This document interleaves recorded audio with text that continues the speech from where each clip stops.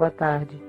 Iremos iniciar escutando a Ave Maria e logo após a leitura e o comentário do Evangelho segundo o Espiritismo, com a participação de Dona Gislaine Protásio.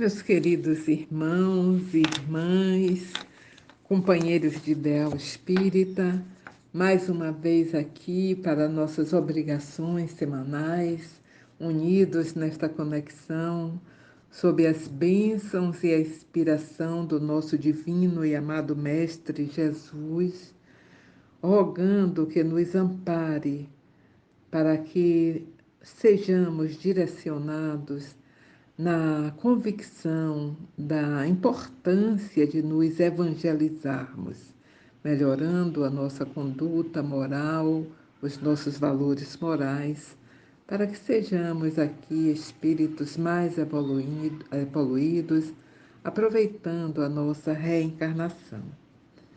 Estamos dando continuidade ao estudo O Evangelho segundo o Espiritismo, capítulo 5, Bem-aventurados os aflitos. Hoje veremos o suicídio e a loucura. A calma e a resignação, auridas da maneira de considerar a vida terrestre e da confiança no futuro, dão ao espírito uma serenidade que é o melhor preservativo contra a loucura e o suicídio.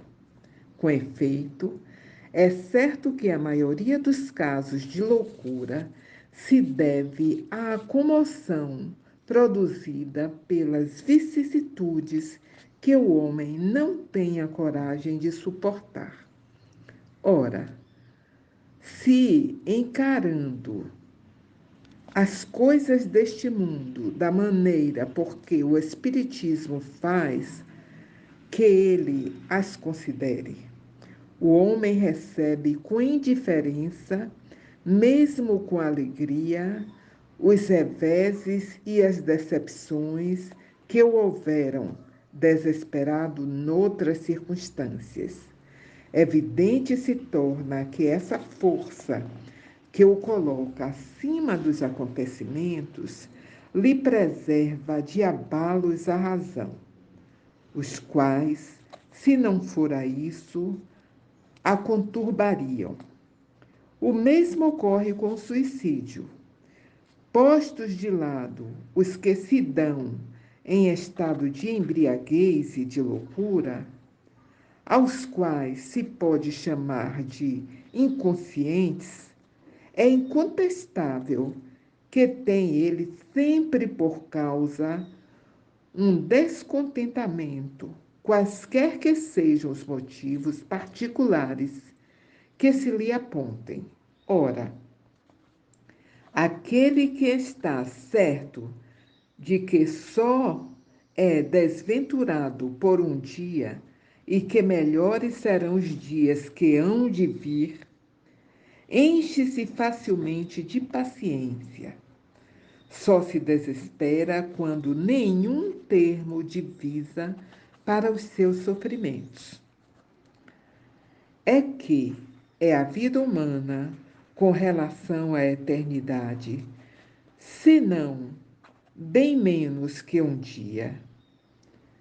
Mas para o que não crê na eternidade e julga que com a vida tudo se acaba, se os infortúnios e as aflições os acabrunham, unicamente na morte vê uma solução para as suas amarguras.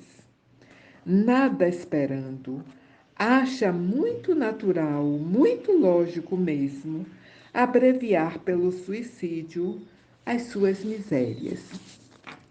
A incredulidade, a simples dúvida sobre o futuro, as ideias materialistas, numa palavra, são os maiores incidentes ao suicídio.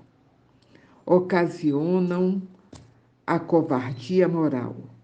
Quando homens de ciência, apoiados na autoridade do seu saber, se esforçam por provar aos que o ouvem ou leem que estes nada têm a esperar depois da morte, não estão de fato levando-os a deduzir que, se são desgraçados, coisa melhor não lhes resta senão se matarem. O que lhes poderia dizer para desviá-lo dessa consequência? Que compensação lhes podem oferecer? Que esperança lhes podem dar? Nenhuma, a não ser o nada. Daí se deve concluir que, se o nada é o único remédio heróico, a única perspectiva mais vale buscá-lo imediatamente e não mais tarde, para sofrer por menos tempo. A proporção das doutrinas materialistas é, pois, o veneno A propagação das doutrinas materialistas é, pois, o veneno que inocula a ideia do suicídio na maioria dos que se suicidam. E os que se constituem apóstolos de semelhantes doutrinas assumem tremenda responsabilidade. Com o Espiritismo, tornada impossível a dúvida, muda o aspecto da vida.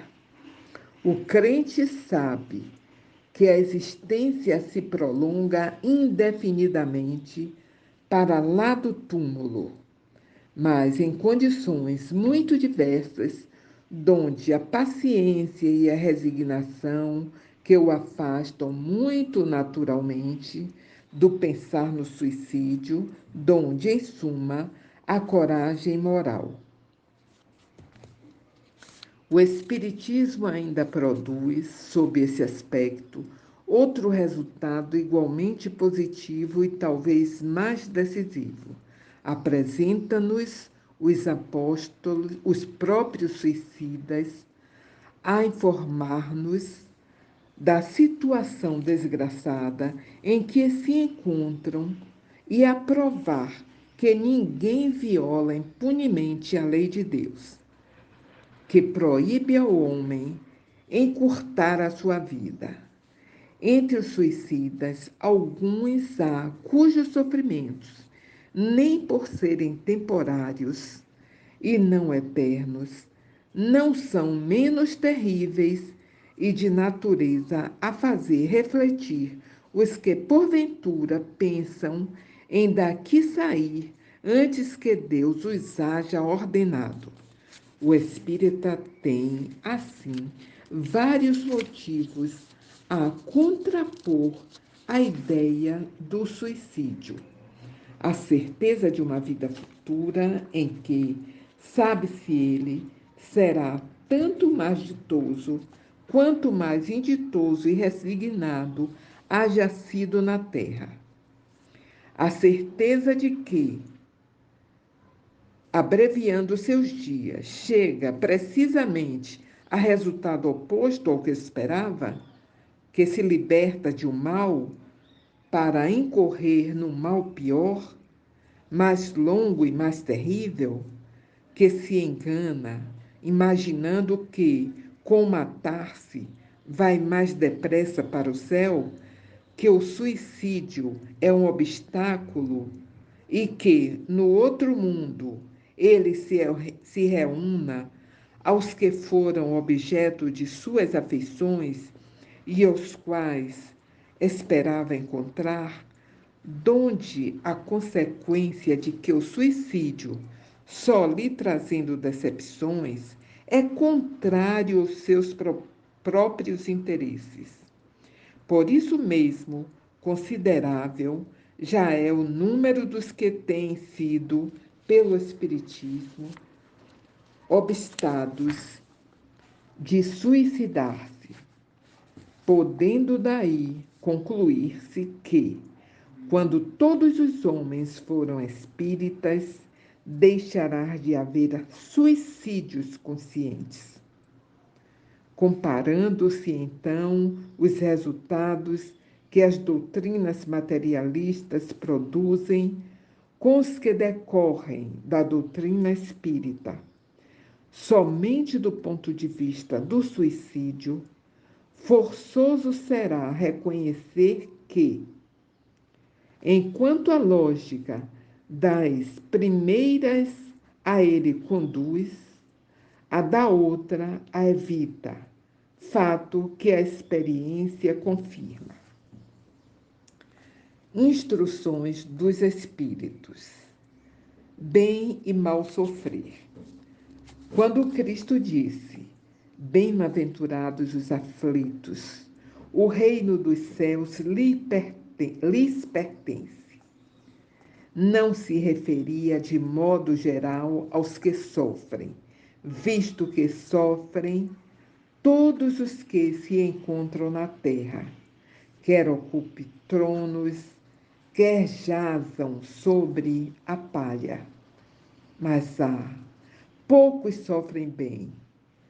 Poucos compreendem que somente as provas bem suportadas podem conduzi-las ao reino de Deus. O desânimo é uma falta. Deus vos recusa consolações, desde que vos falte coragem. A prece é um apoio para a alma, contudo, não basta. É preciso tenha por base uma fé viva na bondade de Deus. Ele já muitas vezes vos disse que não coloca fardos pesados em ombros fracos. O fardo é proporcionado às forças, como a recompensa o será a resignação e a coragem. Mais opulenta será a recompensa do que penosa a aflição. Cumpre, porém, merecê-la. E é para isso que a vida se apresenta cheia de atribulações. O militar que não é mandado para as linhas de fogo fica descontente, porque o repouso no campo nenhuma ascensão de posto lhe faculta. Sede, pois, como militar, e não desejeis um repouso em que o vosso corpo se enervaria e se entorpeceria a vossa alma. Alegrai-vos quando Deus vos enviar para a luta. Não consiste esta no fogo da batalha, mas nos amargores da vida, em que, às vezes, de mais coragem se há mister do que num combate sangrento, porquanto não é raro que aqueles que se mantêm firmes em presença do inimigo fraqueje nas tenazes de uma pena moral.